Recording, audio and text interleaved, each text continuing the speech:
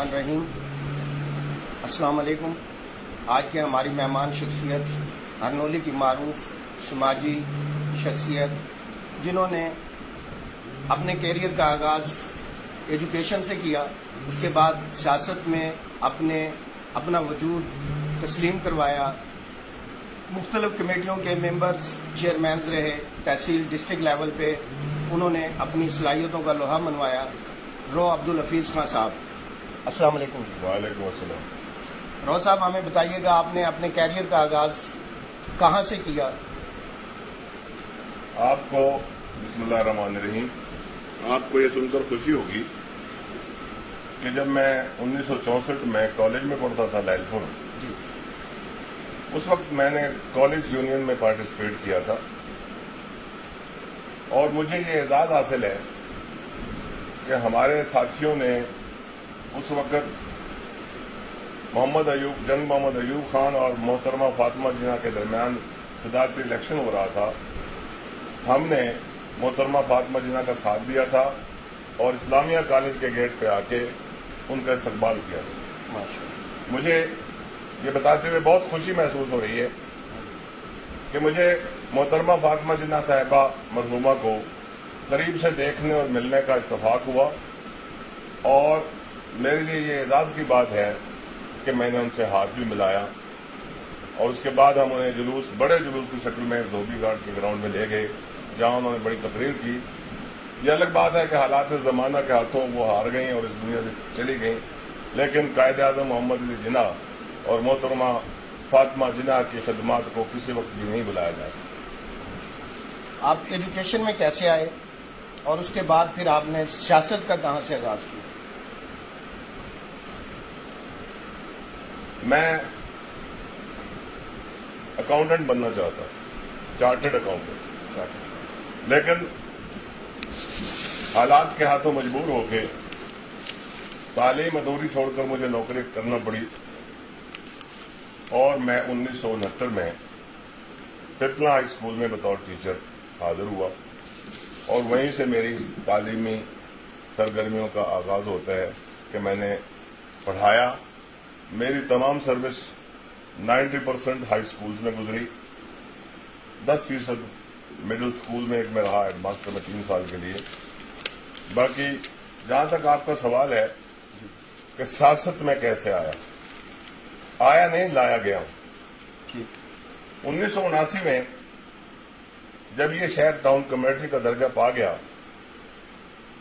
تو ہوا یہ کہ گورنمنٹ نے اس کے زمینوں کے خریداری کے ریٹ 1 لاکھ روپیہ مرلہ مقرر کر، کوئی رجسٹری یا انتقال 1 لاکھ سے کم مرلہ کے حساب سے فیس کے بغیر نہیں ہو سکتی۔ لوگ مجبور تھے، کوئی ان کا پرسان حال نہیں تھا، تو یہ بیڑا میں نے اٹھایا اور دوستوں کے ساتھ مل کر رانا محمد افضل صاحب اس وقت ڈپٹی کمشنر ہوا کرتے تھے، ان سے جا کے گزارش کی، طے شدہ پروگرام کے مطابق ٹاؤن کمیٹی کے سامنے ہم نے کھلی کچہری کا انعقاد کیا، جس میں میں نے مطالبات پیش کیے، اور جناب محترم رانا محمد افضل صاحب نے وہ منوان قبول کر لیے۔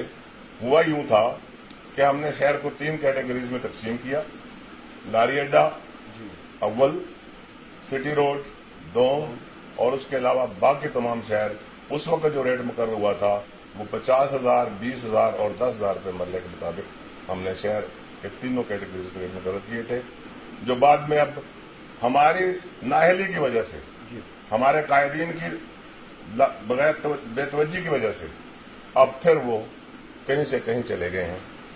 یہ کام میں اپنے ہر فورم پہ اس شہر کی بہتری کے لیے اپنی آواز اٹھاتا رہا، اور اس بارے میں بھی میں نے ارباب بست و کشاد کو بہت کچھ کہا، ان کے جلسوں میں بھی کہا، نجی میٹنگز میں بھی کہا، اور جہاں جہاں مجھے موقع ملا پورا شہر اس بات کا گواہ ہے کہ اللہ کے فضل و کرم سے میرے علاوہ کسی نے شہر کی نمائندگی نہیں کی، تھانے کچہری کی سیاست پہ زور دیتے رہے اور عوامی فلاح و بہبود کے لیے کچھ نہیں کیا۔ یعنی آپ کا کہنے کا مقصد ہے کہ تھانہ کلچر کو فروغ دینے میں ہمارے یہاں کے سفید پوش حضرات کا ایک کردار ہے، بہت بڑا رول ہے جی۔ ان کی تو سیاست کا محور ہی تھانہ کچہری ہے، جی۔ لیکن میں یہ چاہتا ہوں میں یہ چاہتا ہوں اور ہر شریف آدمی یہ چاہتا ہے کہ ان چکروں کے بجائے اجتماعی ترقی کے کاموں پہ توجہ دی جائے.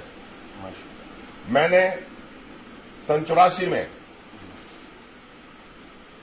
یہاں اے ڈی جی تھے حاکم خان بلوچ صاحب آ گئے اور انہوں نے ایک نوٹس لگا دیا, اعلان کروا دیا کہ کل مہاجرین کے تمام مکانوں اور دکانوں کی بولیاں ہوگی اور جو زیادہ بولی دے گا اس کو ہم قیمتاً مواضعات کر دیں گے. جب مجھے پتا چلا میں گھر آیا تو میری بیٹھک پر لوگوں کا رش تھا اور بڑے پریشان تھے لوگ.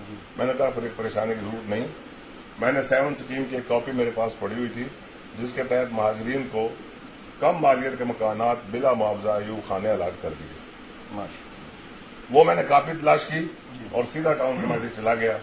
حاکم خان بلوچ صاحب سے ڈسکس کیا. ان سے میں نے وقت مانگا اور ان کی مہربانی ہے کہ انہوں نے مجھے 2 ہفتے کا ٹائم دے دیا. پھر ہم 2-3 ساتھیوں کو ساتھ لے کے میں لاہور گیا. Senior member board Asad Ali Shah صاحب سے گزارش کی کہ جناب ہم تو اس کیٹیگری میں آتے نہیں ہیں کہ آپ ہمارے مکانات یا دکانات کو نیلام کریں. اس نے کہا یہ میری چٹھی کو پڑھا نہیں گیا ہے. انہوں نے میری اپلیکیشن پہ لکھ دیا کہ due as discussed in meeting at Sargodha, اور انہوں نے کہا یہ جا کے ڈی سی میجر ضیاء الحق کو دے دو.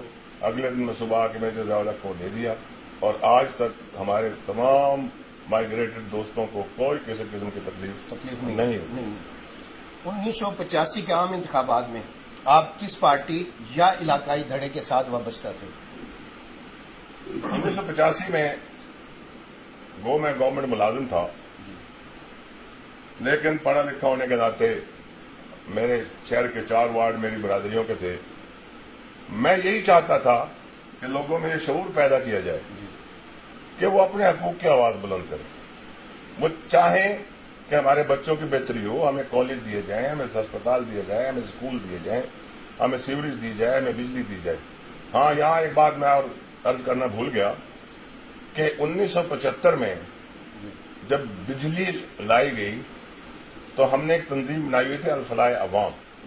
الفلاح عوام جس میں کچھ لوگ اس دنیا سے جا چکے ہیں, جو کچھ موجود ہیں ان میں ملک دوست محمد صاحب, راؤ سلطان علی طاہر صاحب, ڈاکٹر یامین صاحب تھے, غلام علی صاحب تھے اور ہاتھی خان صاحب اسد تھے, ہم تھے. جنرل سیکرٹری میں تھا, کام مجھے کرنا پڑتا تھا. یہ تمام لوگ ملازم تھے کیونکہ وہ غیر سیاسی تنظیم تھی, لہذا اس میں کسی کا کوئی اعتراض نہیں تھا. میں نے آپ کی اطلاع کروں کہ شہر کی خدمت کرتے ہوئے ایس ڈی او اس وقت جوراباد ہوتا تھا ہمارا, انہوں نے جب یہاں پہ آ کے شہر میں لوگوں کو بجلی کاٹنی شروع کی تو میں نے سٹینڈ لیا بازار میں جا کے. بازار کے لوگ اس وقت جو تھے وہ گواہ ہیں اس بات پہ. میں نے کہا جی آپ میٹر مہیا کریں, یہ کنڈیاں نہیں ہوں گی, نہیں کرو گے تو کنڈیاں ہوں گی, کیونکہ لوگوں کو استحقاق ہے کہ انہیں بجلی دی جائے. انہوں نے میری بات سنی. مسجد میں اعلان کروا دیا گیا جن جن کے لوگوں کے ڈیمانڈ نوٹس کی فیسیں جمع تھیں, تقریباً 230 لوگوں کی لسٹ بنا کے میں اگلے دن جوراباد گیا اور ایک ہی گاڑی میں 230 میٹر لا کے اگلے دن لگوایا. 85 کا جہاں تک آپ کا سوال ہے, پہلے ہم روکڑی خاندان سے خوش نہیں تھے اور یہاں پہ ہزارہ داری تھی. اس وقت ان کا طوطی بولتا تھا, لیکن اتفاق ایسا ہے کہ یہاں کے جو ان کے بست و کشاد تھے, ان کے ساتھی تھے, وہ ہمیں اچھا نہیں سمجھتے, جس کی وجہ سے ان پینل میں ہم نہیں جا سکتے تھے. تو ہم نے ڈاکٹر شرف گن مرحوم اور غلام شبیر جویا مرحوم کے پینل میں شمولیت اختیار کی اور ان کے لیے اپنے ڈیرے پہ کنویسنگ شروع کر دی. رزلٹ یہ آیا کہ امیر عبداللہ خان روکڑی میرے پاس آئے, ان کے ساتھ 20 آدمی اور بھی تھے. 1 گھنٹہ مذاکرات کیے اور انہوں نے کہا کہ آپ مجھے ووٹ دیں. میں نے کہا سر میں وعدہ کر چکا ہوں ڈاکٹر صاحب سے, اس وقت ووٹ آپ کو نہیں دوں گا, آئندہ اگر ضرورت پڑی تو دیکھا جائے گا. 85 اور 88 میں ہم نے ووٹ ڈاکٹر شرف گن پہ دیے. امیر عبداللہ خان کے حکم پہ غلام امیر خان روکڑی نے کوشش کی کہ مجھے وہ اپنے ساتھ ملائیں اور بعد میں ان کی یہ کوشش کامیاب بھی ہو گئی کہ ہم مسلم لیگ کے ناطے سے ان کے ووٹر بنے, لیکن وہ دوستی بھی زیادہ دیر تک نہیں چل سکی. ہاں جویا انعام اللہ خان کو ہم نے ووٹ دیے مسلم لیگ نون کے ٹکٹ پہ, اور جویا صاحب کے ساتھ ہماری وابستگی بالکل جیسے کوئی کہتا نا فلاں فلاں کا ٹوٹ انگ ہے, تو سمجھا یہ جاتا تھا کہ ہم اور جویا ایک دوسرے سے کبھی علیحدہ نہیں ہوں گے، اور وہ دنیا سے چلے گئے ہیں، ہم نے بھی جانا ہے۔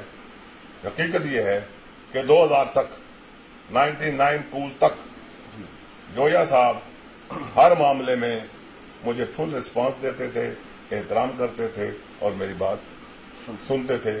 الحمدللہ ہم نے کبھی کسی کی بیک بائٹنگ نہیں کی، کسی کے خلاف کوئی بات نہیں کی، کسی کو تھانے کچہری کی سیاست میں نہیں گھسیٹا۔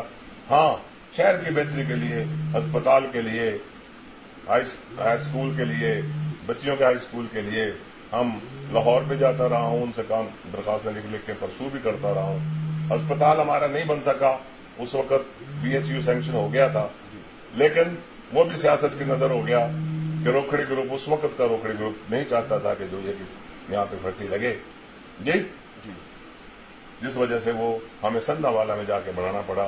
وہ بھی ہمارے بھائی ہیں، ان کا مفاد ہو گیا، ہمیں بڑی خوشی کی بات۔ روز صاحب، دوران ملازمت آپ سیاست میں انوالو رہے ہیں، تو اس دوران آپ کو مسائل کا سامنا بھی کرنا پڑا، بے شمار مسائل کا سامنا کرنا، اور ساتھ ہی آپ نے قبل از وقت ریٹائرمنٹ لے لی، ان کی کیا وجہ تھی؟ اس کی وجہ آپ نے پہلے خود ہی بیان کر دی جی، کہ ہم تینوں بھائی ملازم تھے، اور جب ہم سیاست میں عملی حصہ لے رہے ہوتے تھے تو مرحوم فقیر عبد المجید خان اور اس کا گروپ جی، وہ ہم سے نالاں تھے۔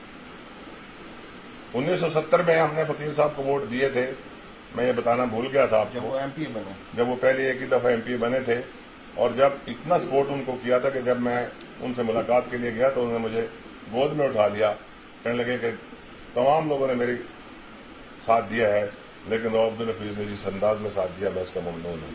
لیکن بدقسمتی کہ وہی بات جو میں پہلے کہہ چکا ہوں کہ لوگ کانا پھوسی کرتے ہیں، سیاسیوں کے کان بھرتے ہیں، انہوں نے کہا کہ یہ تو یوں ہے، یہ تو یوں ہے، اور فقیر صاحب کا ہمارا ساتھ نہ چل سکتا۔ اب یہاں پہ چونکہ ہم جویا صاحب کے ساتھ سٹینڈ سٹل تھے، جی اور مد مقابل میں فقیر عبد المجید بھی تھے، جی، تو وہ اکثر ہماری شکایتیں کرتے تھے، ہونے انہونے الزامات لگاتے تھے، مجھے 4 مرتبہ 216 کے پرچے میں پھنسانے کی کوشش کی۔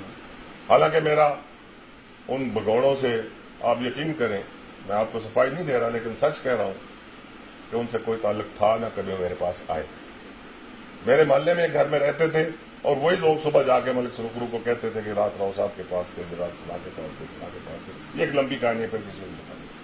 روز صاحب، جویا گروپ سے آپ کی ناراضگی کی کئی قصے سامنے آئے ہیں، کن وجوہات کی بنا پر آپ کی اور جویا گروپ کی دوری ہوئی، جبکہ آپ پہ ایک ٹھپا تھا کہ جی آپ جویا گروپ کے دیرینہ ساتھی ہیں اور آپ جویا گروپ نہیں چھوڑ سکتے، لیکن پھر درمیان میں یہ فاصلے بڑھتے گئے؟ بالکل آپ صحیح اس کی فرما وجہ رہے کیا ہیں، تھی؟ میں نے جویا گروپ کو نہیں چھوڑا، جی جویا گروپ نے مجھے دھکے دے کے اس وقت نکال دیا۔ اس کی وجہ کہ الحمدللہ چونکہ میں ایک سیاسی ورکر تھا، اور میں نے قبل سے ریٹائرمنٹ اس لیے لی تھی کہ میرا کوئی بڑا نقصان نہ ہو جائے، جی اور وہ بعد میں ہوا بھی صحیح کہ فقیر عبد المجید خان نے ہم پہ ایک جھوٹا 302 کا پرچہ بھی کروایا، جس کی میں 1.5 سال تک سزا بھگتتا رہا ہوں۔ اللہ تعالیٰ نے مہربانی کی کہ میں اس سے فارغ ہو گیا۔ جی، میرا ٹریکٹر چوری کروایا گیا، اور بار بار اذیتیں دینے کی کوشش کی گئی، کبھی قتل کی دھمکیاں ملتی تھیں، کبھی کوئی اور پریشر آتا تھا، کبھی کوئی اور درخواست بازی ہو جاتی تھی۔ تو یہ سارے معاملات تھے کہ میں جویا صاحب کے ساتھ مخلص تھا، دوسرے لوگ میری مخالفت کرتے تھے۔ ہوا جب میں نے 1995 میں ریٹائرمنٹ لے لی تو اللہ تعالی کی مہربانیوں سے قسمت کی دیوی مجھ پہ مہربان ہوئی، میں خدمت کمیٹی کا چیئرمین منتخب ہوں تحصیل پپلا کا۔ وہ خدمت کمیٹی نام کی تھی، اصل میں دیٹ واز اکاؤنٹیبلٹی کورٹ، کیونکہ assistant commissioner at that time جو تھے وہ میرے سیکرٹری ہوا کرتے تھے، اور SDPO جو تھے وہ میرے ممبر ہوا کرتے تھے۔ DC صاحبان، SP صاحبان اور دیگر افسران اللہ کے فضل و کرم سے بہت احترام اور ریگارڈ دیتے تھے، اور میں لوگوں کی خدمت کرتا تھا بے لوث۔ یہاں میں واضح کر دوں کہ میری پوری اس کیریئر کے دوران میں نے کبھی محکمہ مال یا محکمہ پولیس کو نہ رشوت دی ہے نہ دلوائی ہے، جو کچھ محکمے کے لوگوں کو بھی ناگوار گزرتی تھی، اور کچھ جن کے کام نہیں ہوتے تھے وہ بھی لوگ ناراض ہوتے تھے۔ جی، 2000 میں جب بلدیاتی الیکشن کا اعلان ہوا، اس سے پہلے میں district education committee, district Bait ul-Mal committee, district price control committee اور اس کے ڈسٹرکٹ ایویلیویشن کمیٹی ممبر رہ چکا تھا. جی، یہ سارے اعزازات جو اللہ تعالیٰ نے مجھے بخشے تھے، میرے کچھ دوستوں کو یہ ہضم نہیں ہوئے.